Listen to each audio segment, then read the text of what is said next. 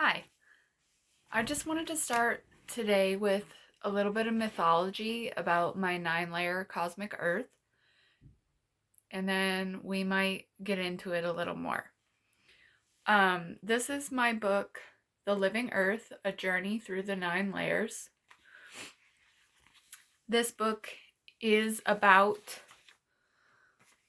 the 9-layer cosmic Earth that I have modeled in this model previously in other videos. At the time of publishing this book, the model inside of the book is now outdated. The order of the worlds has been changed, but the design behind it still fits. So today I wanted to read the mythology of the 9-layer cosmic Earth, and this is in the book. The first key, the light within. Before the worlds were formed, there was only the breath, unseen, unbounded, and filled with its own quiet knowing. Within that breath slept the light, dreaming of shape. When the dream stirred, the light moved, and the movement became sound. Thus, the first key was turned.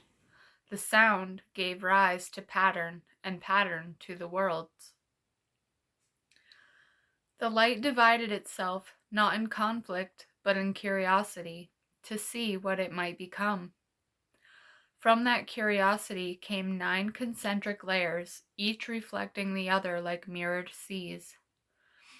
In their center opened the abyss, not a void of absence, but the infinite potential through which the breath continued to flow.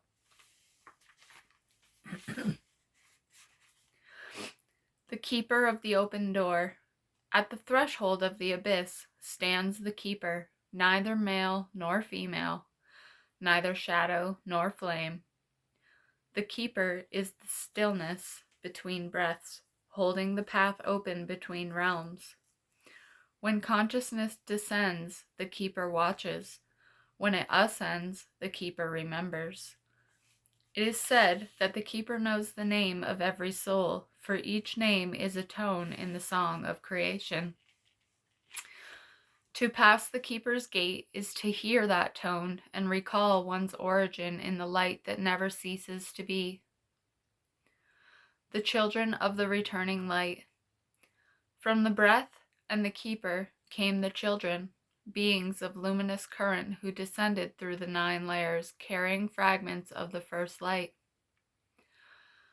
Whenever they settled, life took root, in fire and mist, in stone and sea, in the hearts of stars and the minds of humankind. They forgot themselves so that the universe might remember itself anew.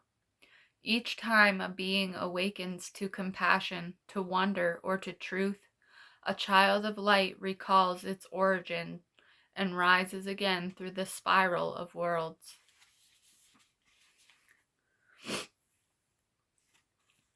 The keys of 3, 6, and 9.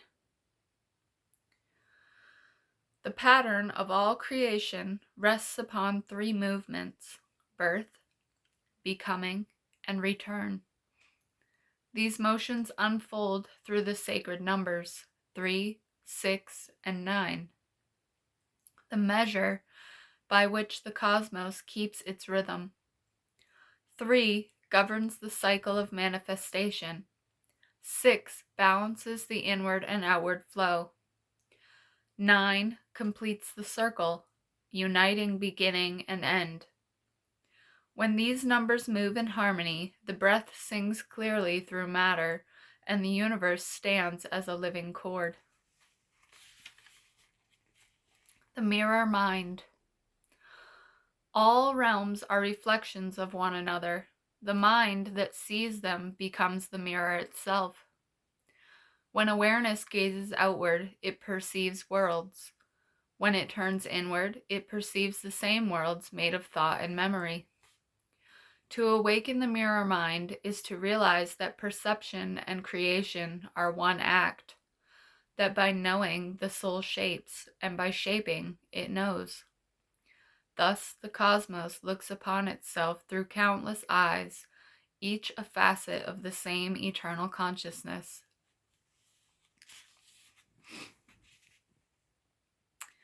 The witness of the mirror. From the still center of reflection, a voice arises. The witness. The witness does not judge, for it is beyond the play of shadow and light. It remembers without distortion, seeing the beauty in both the rise and the fall of the worlds. Through the witness, the universe learns mercy. Through mercy, it learns renewal. The good ordinance decree. In the quiet after the first turning of the heavens, when the breath of creation had begun to settle upon itself, the good ordinance decree was spoken once more. It was not a command, but a remembrance, a vibration moving through all things, calling each realm to its true rhythm. The decree declared that light should know form, and that form should know light, that neither be master, but each the reflection of the other. The seas within the abyss answered with a golden hum, and the mountains at the rim of Midgard stood still, their peaks trembling in recognition. Even the firmament shone with gentle reflection, for it knew the sound of its own making. This was the law before all laws, not written, but breathed. It was the pulse by which stars found their orbit and waters their course, the measure by which word became world. Within it lay the promise that each being, each atom, each dream of consciousness would find its rightful place within the great design. And so, the decree passed through the 9 layers like a wave of remembrance. In hell, it awakened the fire that transforms. In Midgard, it restored the balance of breath and being. In Asgard, it unfolded as wisdom, serene and unbound. Thus was the cosmos renewed by its own awareness. The good ordinance was not imposed upon creation. It rose from within it, as harmony rises naturally when dissonance has been understood. It was the echo of the first light, and the assurance that the universe, once awakened, can never again forget itself. The return of the decree. When the cycles of time had turned, and the children of Midgard had nearly forgotten the sound of the light, the decree stirred once more. It was not shouted from the heavens, nor carved upon the stone, but whispered through the hearts of those who could still hear. It reminded them that every act of kindness, every truthful word, every spark of beauty was the ordinance reborn. Through their breath, the cosmos remembered itself again, and so the decree became not a command to obey, but a melody to join, the song of life returning to harmony.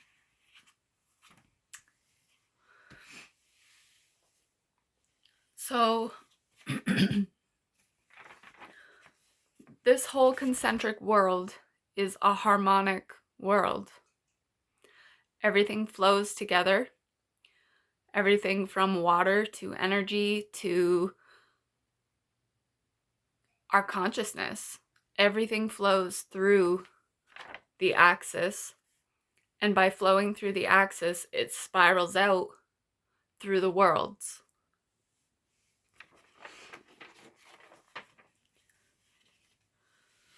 And I did want to explain this model a little better. Right in the center there, that black dot, we have the abyss.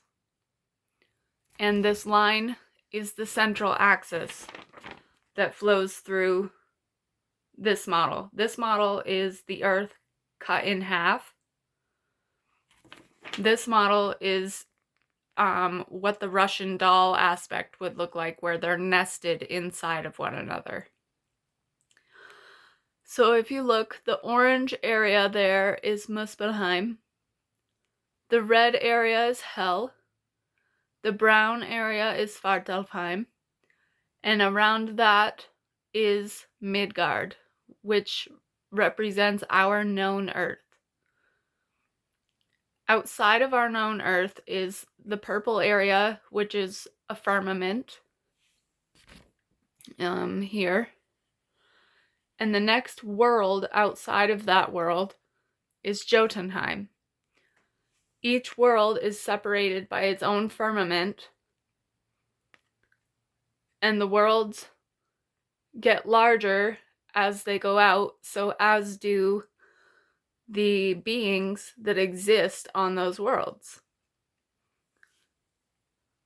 And then on the outside here we have Niflheim, which is the icy mist that flows through the central axis, where it meets in the center with Muspelheim, the fires of Muspelheim, and it creates steam, and it's sort of like a steam engine.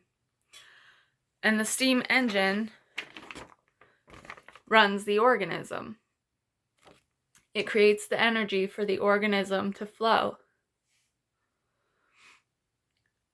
And then the exhaust point would be in the South Pole. And the exhaust point would push the energy and the water and the word and whatever else flows in the central axis. And it would continue through each world until it reaches Midgard again. So it's a constant cycle of motion that never ends.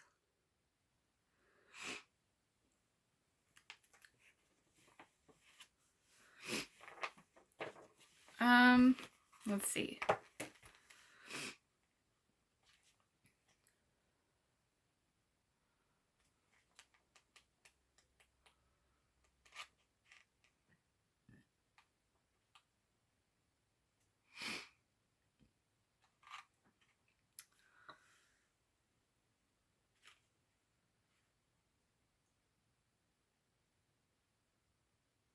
I think I want to read The Breath of Time from my book. Time is not a river, but a breath, inhaled by the cosmos, exhaled by consciousness. It moves not in straight lines, but in tides, a rhythmic expansion and contraction through which all worlds are born, dissolve, and are born again. Within the 9-layer cosmos, time is the heartbeat of the luminous current. It flows from the depths of hell, where endings are gathered like seeds, up through the shining vault of Asgard, where new beginnings are cast as stars. Between these two poles, every realm inhales the future and exhales the past, participating in the eternal respiration of being. The ancients saw this movement not as duration, but as renewal, the pulse by which eternity learns to express itself in rhythm. Each moment is both an arrival and a return, a wave of awareness rising and falling within the ocean of existence. To live within time is to dwell upon the surface of that sea, feeling its movement without seeing its boundless depth. Yet in truth, time has no direction. It does not march from beginning to end. It spirals like the golden current within the abyss. Past, present, and future are not separate chambers, but simultaneous breaths, the same motion perceived from different points of awareness. When the cosmos inhales, matter gathers, form solidifies, memory condenses into history. When it exhales, form releases, light diffuses, and memory returns to possibility. Creation and dissolution are not opposites, but complementary halves of a single living cycle, the inhalation and exhalation of being itself. Within Midgard, humanity stands at the threshold of this rhythm. Our hearts beat in measure with the earth, our breaths echo the motion of the tides. To be alive is to participate in the breathing of time, to carry the pulse of the universe within one's chest. We speak of past and future as if they were places, but they are simply directions of flow within awareness. Memory is the inward breath, vision is the outward. When we remember, we draw the infinite into ourselves. When we dream, we release it again into creation. Thus, the human soul becomes both vessel and voice of eternity, the bridge through which time becomes conscious of itself. In the highest realm, Asgard, the gods dwell beyond duration. For them, time is not a measure, but a melody, the harmony of becoming perfectly aligned with being. To them, every moment is the first and the last, the Alpha and the Omega sung together in one chord.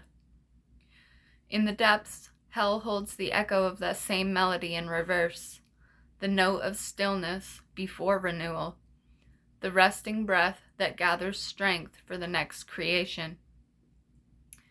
Between them, the worlds turn, breathing light and shadow, day and night, remembering and forgetting. And so time is neither linear nor lost. It is the eternal respiration of consciousness, moving through all realms like wind through leaves, unseen yet unmistakable.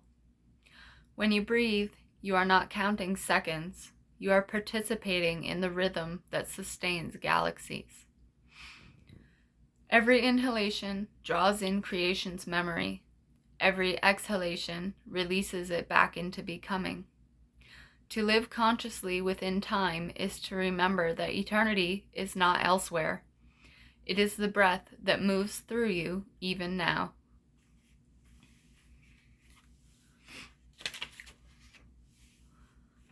I think that's all I have for today, but thanks for listening.